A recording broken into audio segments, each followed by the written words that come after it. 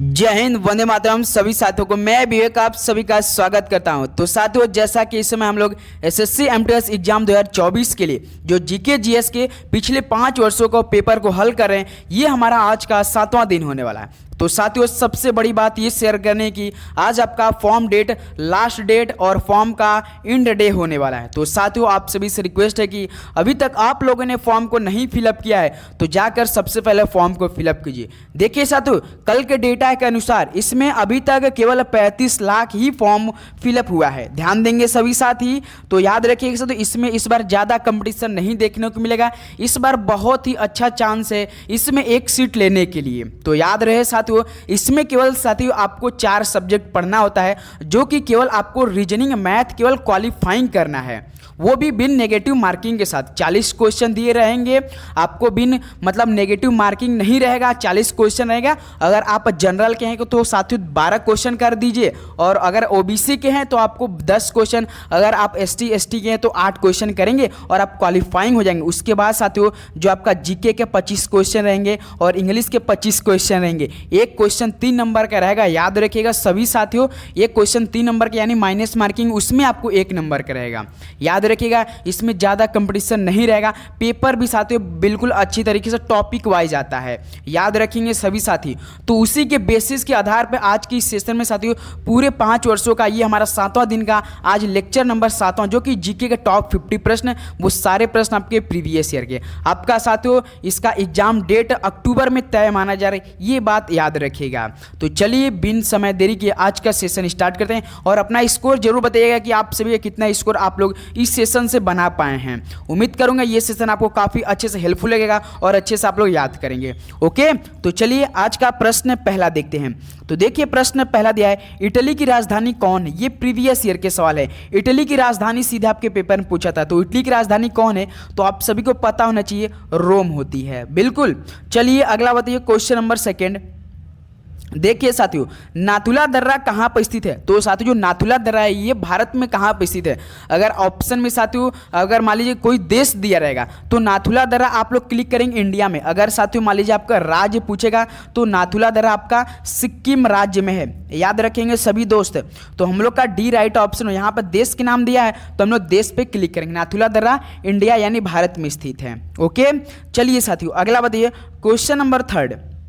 देखिए इस तरह से आपके पेपर में साथियों सवाल बनेंगे, बस लास्ट तक बने रहेगा। देख लीजिए आप लोग एनालिसिस कर लिए कि क्या हम तैयारी करें, तो बिल्कुल इसी तरह तैयारी करें, ये बात आपको तय होनी चाहिए।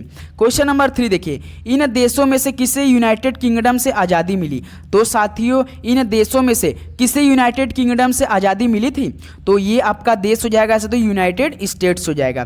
तो बी साथियों हम लोग का बिल्कुल राइट ऑप्शन हो जाएगा। तो साथियों आप सभी से रिक्वेस्ट है कि चैनल पर नहीं तो जरूर सब्सक्राइब कीजिए। डेली हम बोलते हैं कि इसमें कम से कम साथियों हम लोग को 4000 भाइयों को ऐड करना है, तभी हम लोग को क्यूज कंपटीशन अपने आप करने में मजा आएगा साथियों।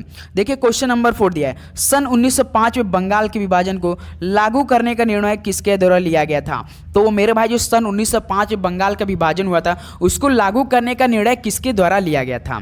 तो याद रहे सभी को पता होगा, लॉर्ड कर्जन के द्वारा लिया गया था। तो मेरे भाई डी राइट ऑप्शन हम लोग का हो जाएगा। ओके, चलिए नेक्स्ट अगला बताइए, क्वेश्चन नंबर 5। देखिए किस राज्य में फोडोंग बौद्ध मठ स्थित है? तो साथियों किस राज्य में फोडोंग बौद्ध मठ स्थित है? चलिए राइट ऑप्शन दीजिए। तो याद रखिएगा साथियों ये आपका स्थित है सिक्किम राज्य में। तो एक को हम लोग क्या करेंगे, लॉक कर देंगे। उम्मीद करूंगा साथियों हर एक प्रश्न आप अच्छे से देख रहे होंगे और याद भी करते चलेंगे साथ में। इस बार अगर एसएससी एमटीएस में एक सीट लेनी है तो आपको साथियों अभी से तैयारी करना पड़ेगा, क्योंकि साथियों इसमें कंपटीशन बहुत तगड़ा होने वाला है। ये बात अपने ऊपर याद रख लीजिए साथियों। तो भौतिक मात्रा जो धारिता यानी कैपेसिटेंस होता है उसकी इकाई क्या है बताइए साथियों? तो याद रखिए साथियों फैरेड होती है। तो बी हम लोग का क्या हो जाएगा, बिल्कुल राइट ऑप्शन है। डेली साथियों आपको हम इस समय 11 बजे एक एसएससी एमटीएस का 3 से 4 शिफ्टों का पेपर आपको प्रोवाइड कर रहे हैं। तो संसद के प्रत्येक वर्ष में कितने सत्र आयोजित करती है? तो साथियों जो संसद के प्रत्येक वर्ष में कितनी सत्र आयोजित होती है सभी को पता होना चाहिए, 3 सत्र होती है। तो सी हम लोग का यहाँ से बिल्कुल राइट ऑप्शन हो जाएगा। चलिए अगला बताइए साथियों, क्वेश्चन नंबर 8। देखिए, अंतर्राष्ट्रीय प्रीमियर टेनिस लीग के संस्थापक कौन है? तो साथियों जो अंतर्राष्ट्रीय प्रीमियर टेनिस लीग के संस्थापक वो कौन है? तो याद रखिएगा, तो आप सोच भी नहीं सकते हैं, अगर आप पढ़े होंगे तो आपको तो पता होगा। याद रखिएगा, महेश भूपति है। गुरुजी ये तो खेलते हैं, ये कैसे संस्थापक हो गए? तो याद रखिएगा, तो यही आपके हैं, तो डी राइट ऑप्शन हो जाएगा। चलिए साथियों अगला बताइए, क्वेश्चन नंबर 9।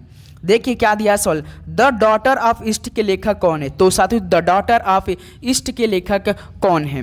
तो याद रखिएगा साथियों, द डॉटर ऑफ ईस्ट के लेखक कौन है? बेनजीर भुट्टो हैं। तो बी हम लोग का साथियों बिल्कुल राइट ऑप्शन हो जाएगा। याद रखिएगा साथियों, जो आपका स्टैटिक जीके होता है उसमें सबसे अधिक प्रश्न आपके पेपर में बनते हैं स्टैटिक जीके से कम 9 से साथियों 10 सवाल केवल आपका स्टैटिक जीके, वो भी साथियों टॉपिक वाइज पूछता है, ये बात याद रखिएगा। क्वेश्चन नंबर 10 देखिए, हैक प्रोग्रामिंग भाषा को किस कंपनी ने विकसित किया था? तो साथियों जो हैक प्रोग्रामिंग भाषा है ये किस कंपनी ने विकसित किया था? बताइए सभी लोग। तो याद रखिएगा इस फेसबुक कंपनी ने। तो चलिए एक सवाल हम आप सभी से होमवर्क पूछ रहे हैं कि वर्तमान में फेसबुक के साथियों कौन सीईओ हैं? चलिए बताइए, राइट ऑप्शन हमें क्लिक करेंगे। सीईओ यानी फाउंडर कौन है? आप लोग को इसका हमको जवाब होमवर्क में देना है कमेंट बॉक्स में। चलिए साथियों नेक्स्ट अगला बताएंगे, क्वेश्चन नंबर 11। देखिए, किसी राज्यसभा सदस्य के लिए भारत का प्रधानमंत्री बनने की न्यूनतम उम्र क्या है? यदि साथियों आपको राज्यसभा के सदस्य हैं और आपको भारत का प्रधानमंत्री बनना है तो बताइए आपकी न्यूनतम उम्र क्या होनी चाहिए, मिनिमम उम्र क्या होनी चाहिए? 18, 25, 30 या 35? तो बताइए साथियों 11 का राइट ऑप्शन क्या हो जाएगा? याद रखिए साथियों, आपका 30 वर्ष बिल्कुल जरूरी होना चाहिए, तो सी बिल्कुल आपका राइट ऑप्शन होने वाला है। ओके, चलिए साथियों अगला बताइए, क्वेश्चन नंबर 12। देखिए, रेमंड सैमुअल टोमिल्सन निम्नलिखित में से किसका विकास करने के लिए प्रसिद्ध है? तो साथियों जो रेमंड सैमुअल टोमिल्सन है ये किसका विकास करने के लिए प्रसिद्ध है? तो याद रखिएगा साथियों ईमेल के लिए प्रसिद्ध है। तो यहाँ से ये ऑप्शन हम लोग का बिल्कुल सही जवाब हो जाएगा। ओके, चलिए अगला बताइए साथियों, क्वेश्चन नंबर 13। देखिए, मानव शरीर की दूसरी सबसे बड़ी ग्रंथि कौन सी है? तो साथियों बताना आपको मानव शरीर की दूसरी सबसे बड़ी ग्रंथि कौन सी है।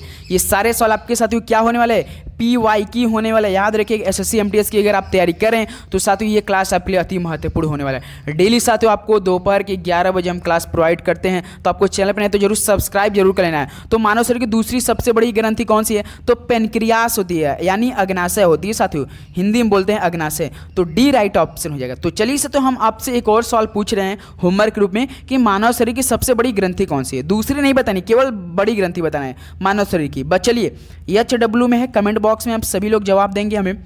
चलिए अगला बताइए, क्वेश्चन नंबर 14। देखिए, द्विपदीय नामकरण पद्धति की स्थापना किसके द्वारा की गई थी? तो साथी मेरे जो द्विपदीय नामकरण पद्धति की स्थापना ये किसके द्वारा की गई थी? राइट ऑप्शन देंगे तो याद रखिए सी लिनियस के द्वारा किया गया था, यानी कार्ल लिनियस के द्वारा किया गया था। तो सी साथियों हम लोग का बिल्कुल राइट ऑप्शन हो जाएगा। चलिए साथियों अगला बताइए, क्वेश्चन नंबर 15। देखिए, स्मृति मंधाना निम्नलिखित में से किस खेल से संबंधित है? तो साथियों जो स्मृति मंधाना है ये किस खेल से संबंधित रखती है? तो काफ़ी अच्छे प्लेयर खेलती है ये स्मृति मंधाना, यानी क्रिकेट से संबंधित रखती हैं। तो सर जी बी को क्या किया जाए? लॉक कर दिया जाए। तो चलिए साथियों अगला बताइए, क्वेश्चन नंबर 16। देखिए, स्वतंत्र भारत के प्रथम शिक्षा मंत्री कौन थे? तो साथियों स्वतंत्र भारत के प्रथम शिक्षा मंत्री बताइए कौन हो जाएंगे? तो याद रखेंगे मेरे भाई, अबुल कलाम आज़ाद हो जाएंगे। तो 16 का हम लोग का सी बिल्कुल राइट ऑप्शन होने वाला है। ओके, तो चलिए साथियों अगला बताइए, क्वेश्चन नंबर 17। प्रसिद्ध हवा महल राजस्थान के किस शहर में है? तो साथियों जो प्रसिद्ध हवा महल है ये राजस्थान के किस शहर में है? चलिए राइट ऑप्शन दीजिए। तो हवा महल आपका जयपुर में स्थित है, सभी को पता होना चाहिए साथियों। इस तरह से आपके पेपर में काफ़ी इजी, काफ़ी मीडियम, काफ़ी लो लेवल के भी सवाल पेपर में आते हैं। तो याद रहे साथियों, आपको उसी प्रकार से चुनिंदा सवालों को, चुनिंदा टॉपिक को पकड़ के लेके चलना है SSC MTS एग्जाम तक। ये बातें याद रहे साथियों आप सभी को। तो देखिए क्वेश्चन नंबर 18 क्या दिया है? कलिम्पोंग हिल स्टेशन कहाँ स्थित है? तो साथियों जो कलिम्पोंग हिल स्टेशन ये कहाँ पर स्थित है, कहाँ पर पड़ता है? तो याद रखिए तो ये वेस्ट बंगाल में पड़ता है, यानी पश्चिम बंगाल। तो ए को हम लोग क्या करेंगे यहाँ से लॉक करने वाले हैं। ओके, तो चलिए अगला बताइए साथियों, क्वेश्चन नंबर 19।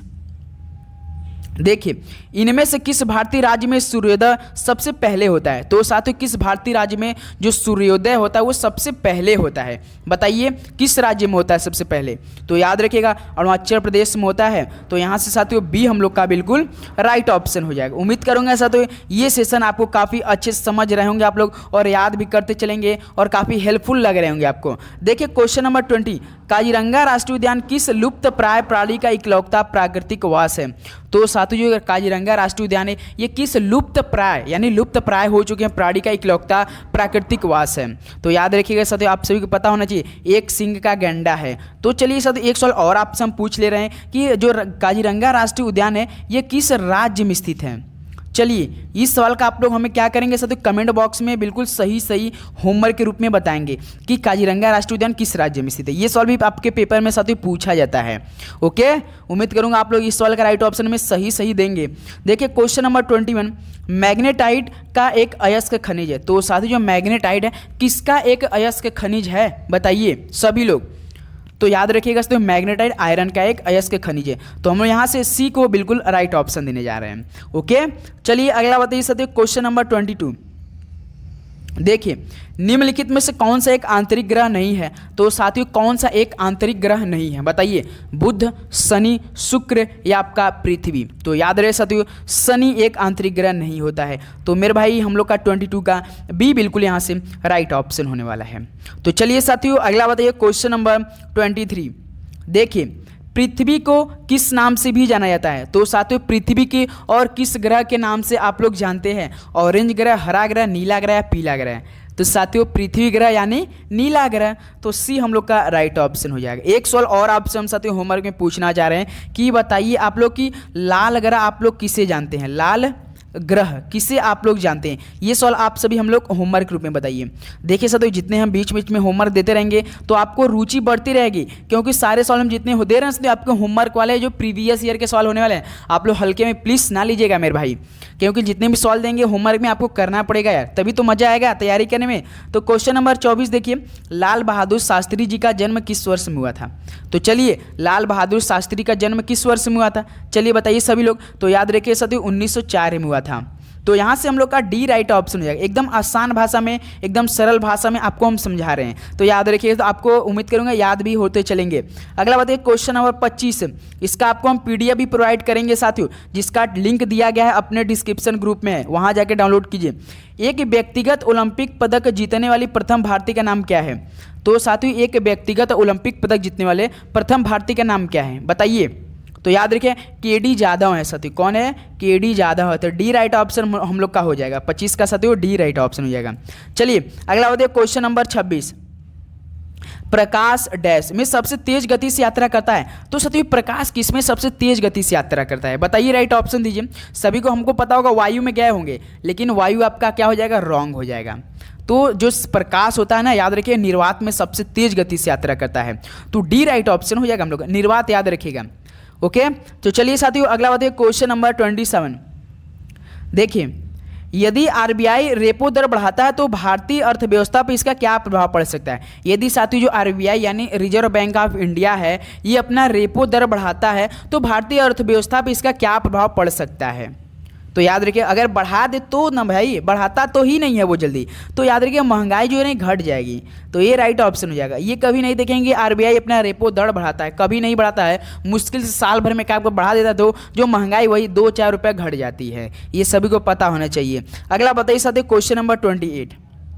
देखिए राज्यसभा अध्यक्ष के रूप में निम्नलिखित में से किसका उल्लेख किया जाता है? तो साथियों राज्यसभा अध्यक्ष के रूप में निम्नलिखित में से किसका उल्लेख किया जाता है? तो याद रखिएगा मेरे भाई उपराष्ट्रपति साहब का किया जाता है। तो सी हम लोग क्या करेंगे? बिल्कुल राइट ऑप्शन देंगे। तो चलिए अगला बताइए साथियों क्वेश्चन नंबर 29। देखिए राइडर कप किस खेल के साथ जुड़ा हुआ है? तो मेरे भाई राइडर कप है ये किस खेल के साथ जुड़ा हुआ है? तो याद रखिएगा तो गोल्फ के साथ जुड़ा हुआ है। तो 29 का डी हम लोग का बिल्कुल राइट ऑप्शन होने वाला है। ओके, तो चलिए साथियों अगला बताइए क्वेश्चन नंबर 30। क्या दिया सवाल? टेलीफोन एक्सचेंज का किसके द्वारा आविष्कार किया गया था? तो साथियों जो टेलीफोन एक्सचेंज था ये किसके द्वारा आविष्कार किया गया था? तो राइट ऑप्शन देंगे सभी साथी। तो याद रखिए दोस्तों, तीवादार पुस्कास के द्वारा किया गया था। तो साथियों ये हम लोग का बिल्कुल सही जवाब होने वाला है। याद रखेंगे सभी दोस्त, और चैनल पर नहीं तो जरूर सब्सक्राइब करेंगे मेरे भाई। अगर सब्सक्राइब करेंगे तो और बेहतरीन जब हम आपके लिए इस तरह का वीडियो प्रोवाइड करेंगे तो आपके पास तुरंत नोटिफिकेशन जाएंगे और आप अच्छे से देखेंगे। तो देखिए, स्कर्वी मसूड़ों से खून आना, यानी स्कर्वी जो होता है ना, वो किस विटामिन की कमी के कारण होता है साथियों? बताइए, राइट ऑप्शन दीजिए सभी साथी। तो याद रखेंगे सभी दोस्त, विटामिन सी के कमी कारण होता है। तो सी को हम लोग क्या करेंगे यहाँ से? बिल्कुल राइट ऑप्शन दे देंगे। ओके, तो चलिए साथियों अगला बताइए, क्वेश्चन नंबर 32। देखिए, एक्रास सपोता इसका वैज्ञानिक नाम है। तो मेरे भाई जो एक्रास सपोता है ये इसका वैज्ञानिक नाम, यानी किसका वैज्ञानिक नाम होता है? तो चीकू का होता है। आप लोगों ने चीकू तो देखा होगा ना, फल एक होता है जो, डी हम लोग का साथियों बिल्कुल सही जवाब होने वाला है। ओके, 32 का साथियों डी हम लोग का बिल्कुल सही जवाब होने वाला है। तो चलिए साथियों अगला बताइए, क्वेश्चन नंबर 33। देखिए, झींगा प्रजाति के अंतर्गत आता है। तो साथियों झींगा होता है वो किस प्रजाति के अंतर्गत आता है? चलिए राइट ऑप्शन दीजिए सभी लोग, फटाफट देंगे। तो याद रखिए तो आर्थ्रोपोडा के अंतर्गत आता है। तो ये हम लोग का साथियों बिल्कुल राइट ऑप्शन होने वाला है। तो चलिए नेक्स्ट अगला बताइए, क्वेश्चन नंबर 34 फटाफट देंगे, टाइम वेस्ट बिल्कुल भी नहीं करेंगे साथियों। जो हम लोग प्रीवियस ईयर के पेपर को हल करेंगे तो हम लोग को एक बार एनालिसिस करेंगे तो जल्दी फटाफट देखेंगे और याद भी कर लेंगे उसी में। देखिए क्वेश्चन नंबर 34 दिया, कौन सा पदार्थ मिलाने से कांच को हरा रंग मिलता है? तो साथियों कौन सा पदार्थ मिलाने से कांच को हरा रंग मिलता है? बताइए। तो याद रखिएगा, क्रोमियम ऑक्साइड मिलाने से क्या होता है? कांच को हरा रंग मिलता है। तो साथियों सी बिल्कुल राइट ऑप्शन होने वाला है। ओके, अगला बताइए क्वेश्चन नंबर साथियों 35। देखिए, एलोरा की गुफाएं कहाँ पर स्थित है, किस राज्य में स्थित है? काफ़ी इजी सवाल। आप अगर लोगों ने अगर पहली बार एग्जाम दे रहे हैं तो आपको इस तरह से जो छोटी छोटी प्रश्नों आपको पकड़ के चलना है, याद करके चलना है। तो एलोरा को की जो गुफाएं साथियों ना, ये महाराष्ट्र राज्य में स्थित है। तो सी हम लोग का बिल्कुल सही जवाब हो जाएगा। तो चलिए अगला बताइए क्वेश्चन नंबर 36। देखिए, डैश त्यौहार पूर्णिमा के दिन मनाया जाता है। तो साथियों कौन सा त्यौहार पूर्णिमा के दिन मनाया जाता है? बताइए। आप सभी ने देखा होगा साथियों, अभी जस्ट त्यौहार पूर्णिमा के दिन आ रहा है साथियों, राखी। याद रखिए डी राइट ऑप्शन होने वाला है। 19, 20 या 21 अगस्त को है रक्षाबंधन। अगला चलिए बताइए साथियों क्वेश्चन नंबर 37। देखिए, विष्णु शर्मा द्वारा रचित पशुओं पर आधारित नीति कथाओं के प्रसिद्ध संग्रह का नाम क्या है? तो साथियों जो विष्णु शर्मा द्वारा रचित पशुओं पर आधारित नीति कथाओं से प्रसिद्ध जो संग्रह है उसका नाम क्या है? तो याद रखिए पंचतंत्र है। ये सवाल पूछता है कि पंचतंत्र के लेखक कौन है, रचयिता कौन है? तो याद रखिएगा विष्णु शर्मा है। तो सी बिल्कुल राइट ऑप्शन हो जाएगा। ओके, अगला बताइए क्वेश्चन नंबर 38 सभी साथी, क्या हो जाएगा मेरे भाई? निम्नलिखित में से कौन सी गैस यदि वातावरण में हो तो अपनी गंध के कारण पहचानी जाती है? तो बताइए कौन सी गैस यदि वातावरण में हो तो अपनी गंध सुगंध के कारण हम लोग पहचानी जाती है? बताइए। तो याद रखिए सल्फर डाइऑक्साइड है साथियों, ऐसी। तो बी हम लोग क्या करेंगे यहाँ से? राइट ऑप्शन देने वाले हैं। आप लोग अपना स्कोर जरूर बताइएगा। आपका इन 50 प्रश्नों में से वो भी साथियों, यानी 50 प्रश्न यानी 50 से कितना हो जाएगा? तो 150 क्वेश्चन में से आपको कितना नंबर बताना है कि आ रहा है, और किसके साथ बताएंगे आप लोग? -1 नेगेटिव मार्किंग के साथ में। ओके, इसके साथ अगर आपका एक क्वेश्चन गलत होता तो 1 नंबर काटेंगे 3 में से, तभी बताएंगे आप लोग, तभी तो सही लगेगा। भारत में जैव भौगोलिक क्षेत्र की संख्या कितनी है? बताइए, भारत में जो जैव भौगोलिक क्षेत्र की संख्या कितनी है? याद रखिए साथियों 10 है। तो यहाँ से बी हम लोग का क्या हो जाएगा? राइट ऑप्शन हो जाएगा। चलिए अगला बताइए साथियों क्वेश्चन नंबर 40। देखिए, डैश भारत का एक स्वदेशी हल्का लड़ाकू विमान कौन सा है? तो साथियों जो भारत का एक स्वदेशी हल्का लड़ाकू विमान है, तो याद रखिए तेजस है साथियों। कौन है? तेजस है। तो सी हम लोग का क्या हो जाएगा यहाँ से? बिल्कुल राइट ऑप्शन होने वाला है। तो चलिए साथियों अगला बताइए क्वेश्चन नंबर 41। देखिए, पृथ्वी अपनी धुरी के चारों तरफ किस दिशा में घूमता है? तो साथियों जो पृथ्वी है अपनी धुरी के चारों तरफ किस दिशा में घूमता है? बताइए, राइट ऑप्शन दीजिए। तो इसका राइट ऑप्शन हो जाएगा साथियों पश्चिम से पूर्व की दिशा में घूमती है। तो हम लोग का यहाँ से बी बिल्कुल राइट ऑप्शन हो जाएगा। चलिए साथियों अगला बताइए क्वेश्चन नंबर 42।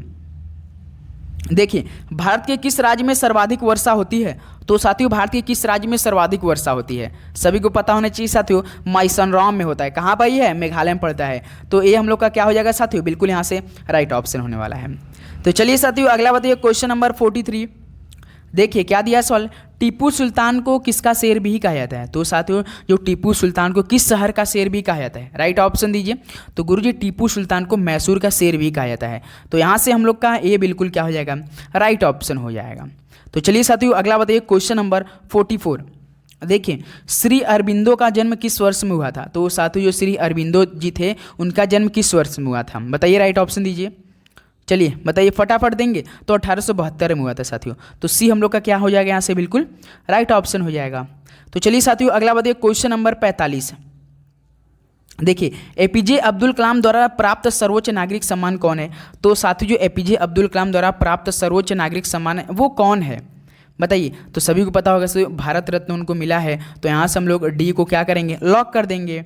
उम्मीद करूँगा ये सेशन आपको काफ़ी अच्छे से समझ आ चुके होंगे साथियों, कि आप लोग एनालिसिस कर लिए होंगे कि किस तरह से अब हमको पढ़ना है, किस तरह से प्रीवियस ईयर में सवाल बन रहे हैं। तो देखिए, पंचतंत्र को किसने लिखा था? तो साथियों पंचतंत्र को किसने लिखा था? बताइए, राइट ऑप्शन दीजिए। अभी जस्ट हमने इस पर डिस्कस किया था, तो विष्णु शर्मा ने के लिखा था। तो बी ऑप्शन हम लोग का साथियों राइट ऑप्शन हो जाएगा। तो चलिए साथियों अगला बताइए क्वेश्चन नंबर 47। देखिए, कोबे ब्रांड किस खेल के साथ जुड़े हुए थे? तो साथियों जो कोबे ब्रांड थे ये किस खेल के साथ जुड़े हुए थे? राइट ऑप्शन दीजिए। तो याद रखिए साथियों बास्केटबॉल के साथ जुड़े हुए थे। तो हम लोग का बी यहाँ से क्या हो जाएगा दोस्त? राइट ऑप्शन हो जाएगा। ओके, तो चलिए अगला बताइए साथियों क्वेश्चन नंबर 48। देखिए, राष्ट्रपति का समयकाल पूर्ण होने से पूर्व उन्हें हटाने की प्रक्रिया का प्रारंभ कौन कर सकता है? तो साथियों राष्ट्रपति का समयकाल जो होता है पूर्ण होने से पूर्व उन्हें हटाने की प्रक्रिया का प्रारंभ कौन कर सकता है?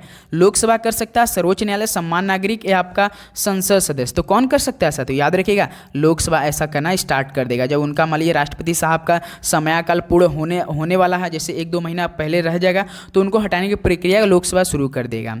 चलिए अगला बताइए साथियों क्वेश्चन नंबर 49। देखिए क्या दिया सवाल, कौन से बिल को राज्यसभा में पारित नहीं किया जा सकता? तो बताइए कौन सा बिल ऐसा है कि जो राज्यसभा में पारित नहीं किया जा सकता है? तो आपका जो पूंजी बिल है ना, ये साथियों नहीं किया जा सकता है, पूंजी बिल। डी हम लोग का राइट ऑप्शन हो जाएगा। तो चलिए अगला बताइए साथियों क्वेश्चन नंबर 50। भूकंप को मापने के लिए किस उपकरण का उपयोग किया जाता है? तो साथियों भूकंप को मापने के लिए किस उपकरण का प्रयोग करते हैं आप लोग? एंडोस्कोप, थर्मामीटर, सोनोग्राफ या आपका सिस्मोग्राफ? तो गुरुजी भूकंप को मापने के लिए किस उपकरण का उपयोग करते हैं? तो सिस्मोग्राफ का उपयोग करते हैं। तो डी हम लोग का साथियों यहाँ से बिल्कुल राइट ऑप्शन हो जाएगा। तो साथियों ये टोटल टॉप 50 प्रश्न कंप्लीट हो चुका है। अब बताइए आपका इन 150 नंबर में से कितना स्कोर बन रहा है साथियों, वो भी प्रीवियस ईयर के पेपर से। मान लीजिए आपका पेपर ही एक तरह से साथियों, इसी तरह मान लीजिए आपको पेपर में सवाल मिल जाते तो आप लोग कितना स्कोर करते हैं, ये हमें अपना स्कोर जरूर फटाफट बताइए। चलिए बताइए साथियों आप सभी कितना स्कोर कर रहे हैं आप लोग, फटाफट दीजिए, बिल्कुल फटाफट। तो याद रहे साथियों आज के सेशन के लिए टॉप 50 प्रश्न कंप्लीट हो चुके हैं। कल मिलते हैं एक नए सेशन से, जो कि कितने बजे होगा साथियों? दोपहर के 11 बजे डेली आपको क्लास मिलती है। तो चैनल पे आपको सब्सक्राइब करके बेल नोटिफिकेशन ऑन कर लें। जब भी हम एसएससी एमटीएस से कोई भी न्यूज़ या फैक्ट या कोई भी वीडियो अपलोड करेंगे आपके पास तुरंत नोटिफिकेशन जाएगा। ओके, तो चलिए आज के लिए बस इतना ही। मिलते हैं कल 11 बजे एक नए सेशन साथ। सभी को जय हिंद, वंदे मातरम। पढ़ाई करते रहिए। ऑल द वेरी बेस्ट, धन्यवाद।